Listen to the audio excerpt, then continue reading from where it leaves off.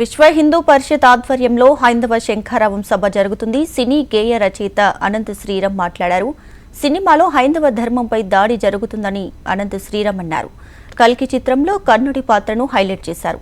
ఇలాంటి వక్రీకరణ చూసి తాను సిగ్గుపడుతున్నట్లు చెప్పుకొచ్చారు. సమకాలీన సమాజంలో చలనచిత్రం అనేది కళా ప్రదర్శనకి ఒక ముఖద్వారంగా మారింది. అది వెండి తెర మీదైనా, ఉల్లి తెర మీదైనా, మన చేతుల్లో ఉన్న బుజ్జి తెర మీదైనా ఈ చలనచిత్రమే సంగీత, సాహిత్య, నృత్య, నటనాది కళారూపాల ప్రదర్శనకి ముఖద్వారంగా మారింది.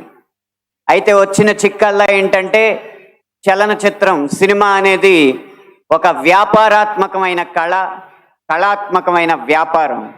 వ్యాపారానికి కళాత్మకతని, కళాత్మకకి వ్యాపారాన్ని జోడించే క్రమంలో హిందూ ధర్మానికి కళంకం కలిగిస్తూనే వస్తుందన్న సత్యాన్ని నేను బాహాటంగానే అంగీకరిస్తున్నాను. అయితే మరే రంగానికి చెందిన వాడినో అయితే జరిగిన ఈ తప్పుకి విమర్శించవచ్చు, జరుగుతున్న ఈ నేరాల్ని వీటిపైన విరుచుకుపడచ్చు.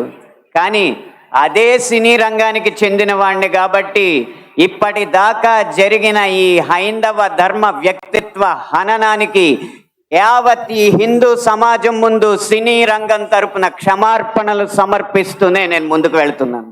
ఆ క్షమార్పణలు కనుక నేను సమర్పించకపోతే ఇంకొక మాట మాట్లాడే అర్హత కూడా నాకు లేదు.